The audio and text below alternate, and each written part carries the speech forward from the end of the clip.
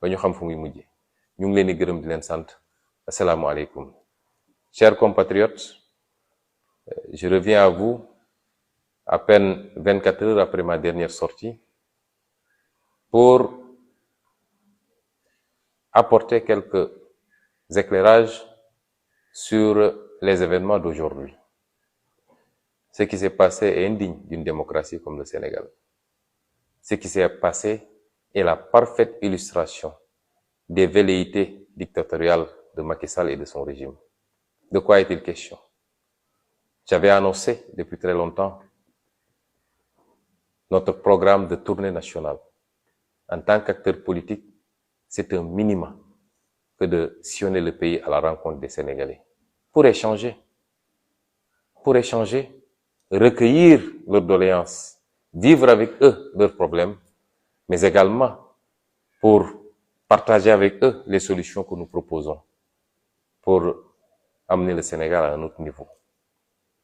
Cette tournée, nous l'avons démarrée aujourd'hui. Vous m'avez tous entendu hier dire clairement que je n'appelle à aucune mobilisation, aucun attroupement, parce que je ne suis ni en campagne électorale et je ne suis pas venu pour un meeting. Le concept du Nemmekou Tour, qui peut signifier en français rendre visite aux citoyens là où ils habitent. Le concept du Nemmekou Tour, c'est effectivement d'aller au plus près des réalités des Sénégalais. Et c'est pourquoi quand nous entrons dans une localité, particulièrement le milieu rural, nous allons rendre visite aux autorités religieuses, aux chefs de village. Nous allons rendre visite à nos militants, chez eux. Et il se trouve que par la grâce de Dieu, nous avons atteint un niveau de popularité dans ce pays qui fait qu'à chaque fois qu'on est annoncé quelque part, les populations se mobilisent spontanément, certains par sympathie, d'autres parce qu'ils sont carrément partisans, et d'autres par curiosité. Mais les citoyens se mobilisent spontanément pour venir nous rendre visite, pour venir à notre rencontre. Et aujourd'hui, nous avons commencé cette journée. Nous avons pu commencer par la commune de Niagagna pour présenter des condoléances. Nous avons continué sur la commune de Nguyen, où nous avons été très bien reçus par les populations. Il n'y a eu aucun trouble à l'ordre public.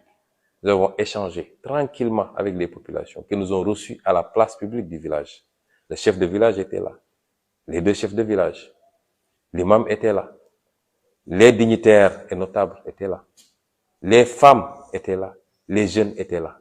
Nous les avons écoutés et nous leur avons parlé. Nous sommes sortis de cette première étape pour passer dans un autre village à côté, où nous avons rendu visite à l'imam Ratib et à quelques-uns de ses collaborateurs avant de nous acheminer vers Joal. Et c'est là où les problèmes ont commencé. À Joal, nous sommes d'abord allés rendre visite à l'imam. Ensuite, nous sommes allés rendre visite au curé avant de continuer pour rendre visite à la communauté traditionnelle de Joal et enfin aux représentants du Khalife général des Mourides qui est une autre autorité qui prie énormément pour nous et d'une autorité publique. Chez l'imam, évidemment, tout le quartier ayant été informé de notre passage est sorti pour nous attendre devant la maison de l'imam. À la sortie, on les a salués et on a continué directement chez le curé.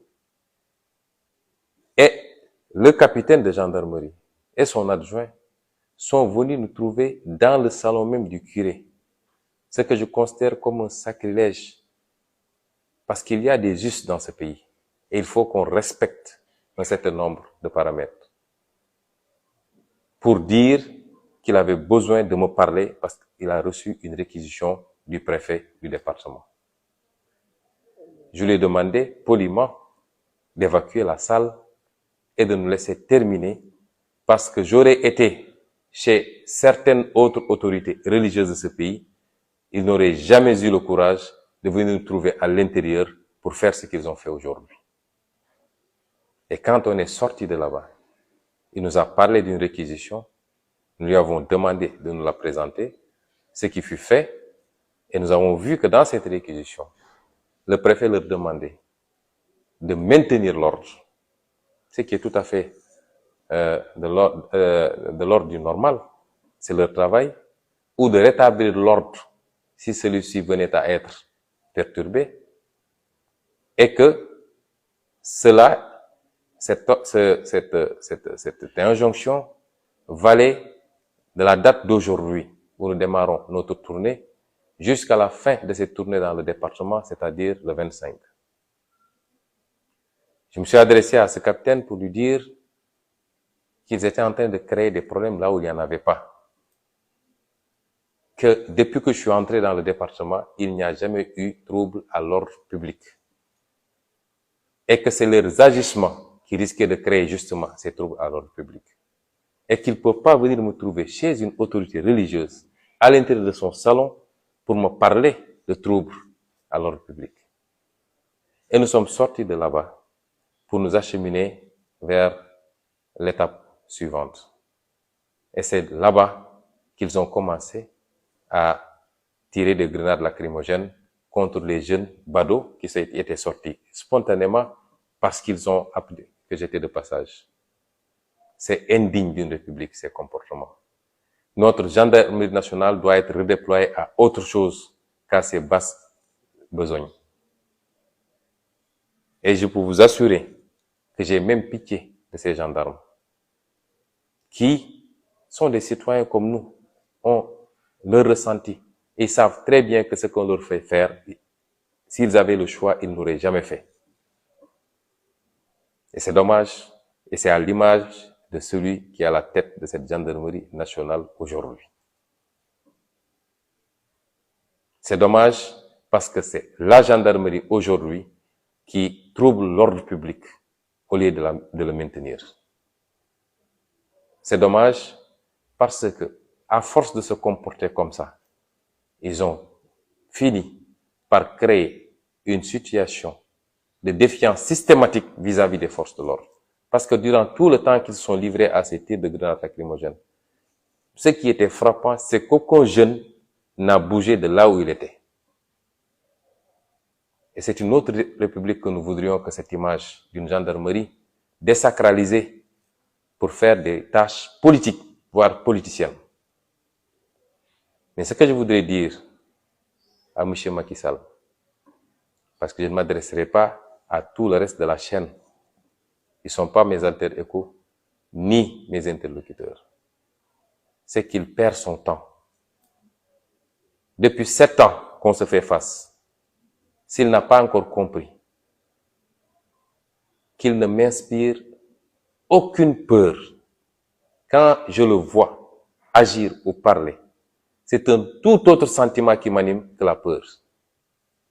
De lui et de moi, s'il y a quelqu'un qui éprouve ce sentiment de peur vis-à-vis de l'autre, tous les Sénégalais savent que c'est Macky Sall.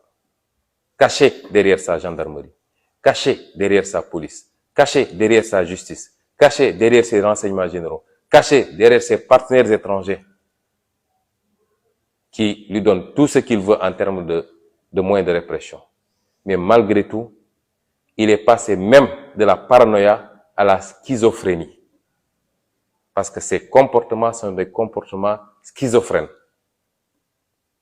Et je voudrais demander à tous ceux qui, dans ce pays, sont épris de justice, mais surtout de paix, tous ceux qui tiennent à la stabilité de ce pays, je voudrais leur demander, en tout cas à tous ceux qui peuvent avoir la possibilité de lui parler, de le ramener à la raison.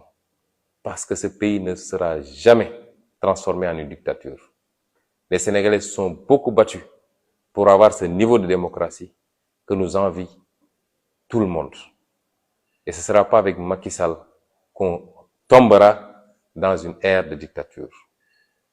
La Constitution garantit un certain nombre de libertés, parmi lesquelles la liberté d'aller et de venir, la liberté de réunion et la liberté d'association. Macky Sall n'est pas au-dessus de la Constitution. Lui, il peut se permettre d'organiser ses balades quand il veut, des simulacres de balades, des mises en scène dignes du Grand Théâtre ou de Sorano. Mais nous n'avons pas le droit d'organiser nos sorties. Et si c'est un crime aujourd'hui d'être populaire, nous sommes d'accord d'être pénalisés. Nous n'avons pas besoin d'appeler les Sénégalais pour qu'ils sortent. Par la grâce de Dieu, nous avons atteint ce niveau. Je le dis sans pédanterie, je le dis avec toute l'humilité qu'il faut, mais c'est ça la réalité aujourd'hui au Sénégal. Et je continuerai avec tout mon staff, parce que la gendarmerie nous dit que nous n'avons pas le droit d'avoir un convoi. Au nom de quoi? Je ferai une tournée nationale dans une seule voiture, moi seul Ousmane Sonko, ou moi et mon chauffeur et un garde du corps. Jamais. Je rappellerai aux Sénégalais et au monde entier que de 2009 à 2012, Macky Sall a fait le tour du Sénégal. Lui-même, il s'en vante en disant qu'il a fait plus de 4000 villages ou je ne sais pas quel autre chiffre. Il a fait le tour du Sénégal. Ce que je suis en train de faire. Abdoulaye Wade ne lui a jamais interdit de faire ces tournées-là. De 2009 à 2012. Et aujourd'hui, il veut nous interdire à nous de faire ces tournées. Au nom de quoi? En réalité, cette schizophrénie cache mal une réalité. C'est que dans leur stratégie, ils ont toujours voulu cantonner l'opposition à Dakar, créant tous les jours un nouveau sujet de débat futile, amplifié par les médias et les réseaux sociaux. Des débats qui relèvent plus du fait divers que de la réalité du vécu des Sénégalais. Et c'était ça leur stratégie. Parce qu'ils savent très bien qu'ils ont perdu ce pays, qu'ils ont perdu l'estime des Sénégalais, et que nous, de l'opposition, qui avons gagné cette estime, il ne nous reste qu'à aller à la rencontre des Sénégalais pour parachever le travail. Et c'est ça qui leur fait cette peur bleue, qui les amène à se comporter de cette manière-là. Lui, il a annoncé ces tournées économiques, qui ne sont que des tournées politiques déguisées. Et moi, je n'ai pas le droit de faire des tournées. L'injustice a atteint un niveau extrêmement grave dans ce pays. Les gens ont l'habitude de regarder faire, et dès qu'on réagit, ils essaient de nous coller l'étiquette de violence. S'il y a des non-violents dans ce pays, c'est nous. Nous sommes toujours attaqués. Nous sommes tués. Nous sommes emprisonnés.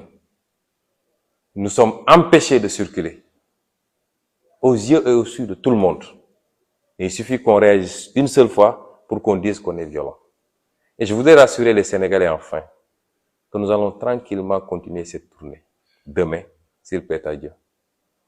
Ce qu'ils ont déversé ici à Mbour en termes de gendarmes et de GMI, je crois que s'il arrivait quelque chose à Dakar, il n'aurait pas suffisamment de troupes pour réagir. Mais ça ne passe pas parce qu'ils ne peuvent pas nous intimider. Demain, nous allons continuer tranquillement notre tournée dans les communes qui sont prévues. Nguyen, Malikunda et autres. Certainement, peut-être les communes du sud du département. Et nous la tiendrons comme nous l'avons démarré aujourd'hui. S'ils peuvent nous suivre avec ces pelotons de gendarmes, de GMI, tous ces camions, ces pick-up, tant mieux, ils n'ont qu'à nous suivre.